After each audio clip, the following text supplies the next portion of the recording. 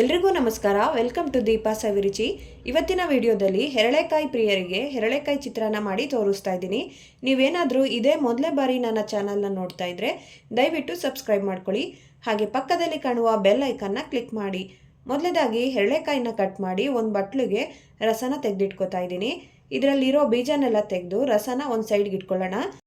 ನಂತರ ಒಂದು ಪ್ಯಾನ್ಗೆ 3 ಟೇಬಲ್ ಸ್ಪೂನ್ ಅಷ್ಟು ಎಣ್ಣೆ ಹಾಕ್ಕೊಂಡಿದ್ದೀನಿ.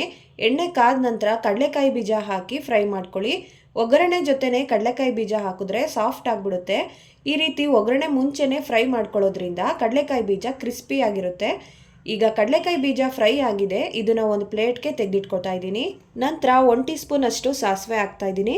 ಸಾಸಿವೆ ಸಿಡಿದ ಮೇಲೆ 1 ಟೇಬಲ್ ಸ್ಪೂನ್ ಕಡಲೆಬೇಳೆ, 1 ಟೇಬಲ್ ಸ್ಪೂನ್ ಉದ್ದಿನಬೇಳೆ, 1/4 ಟೀ ಸ್ಪೂನ್ ಇಂಗು ಇದಿಷ್ಟನ್ನು ಹಾಕಿ ಫ್ರೈ ಮಾಡ್ಕೊಳ್ಳಿ.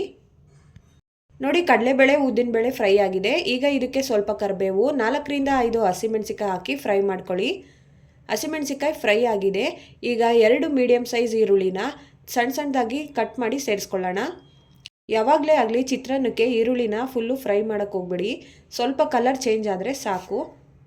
ನೋಡಿ, ಈಗ ಈರುಳ್ಳಿ ಕಲರ್ ಚೇಂಜ್ ಆಗಿದೆ. ಇದಕ್ಕೆ ನಾವು 1/4 ಟೀ ಸ್ಪೂನ್ ಅರಿಶಿನ, ರುಚಿಗೆ ತಕ್ಕಷ್ಟು ಉಪ್ಪನ್ನ ಹಾಕಿ ಫ್ರೈ ಮಾಡ್ಕೊಳ್ಳೋಣ. ಈಗ ಈರುಳ್ಳಿ ಚೆನ್ನಾಗಿ ಫ್ರೈ ಆಗಿದೆ. ಈಗ ಇದಕ್ಕೆ ಒಂದು 1/4 ಕಪ್ ಅಷ್ಟು ತೆಂಗಿನಕಾಯಿ ತುರಿ ಹಾಕ್ತಾ ಇದ್ದೀನಿ. ಈಗ ತೆಂಗಿನಕಾಯಿ ತುರಿ ಹಸಿ ವಾಸನೆ ಹೋಗೋವರೆಗೂ ಫ್ರೈ ಮಾಡ್ಕೊಳ್ಳೋಣ.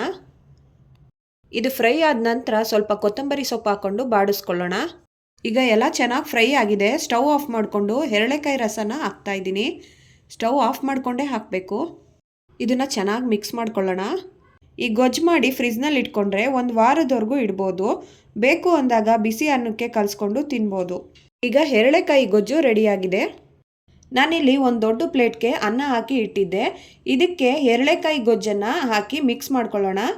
ಈ ರೆಸಿಪಿನ ನೀವು ಒಂದ್ಸಲ ಮನೆಯಲ್ಲಿ ಟ್ರೈ ಮಾಡಿ ಹೇಗಿತ್ತು ಅಂತ ಕಮೆಂಟ್ ಮಾಡಿ ತಿಳಿಸಿ.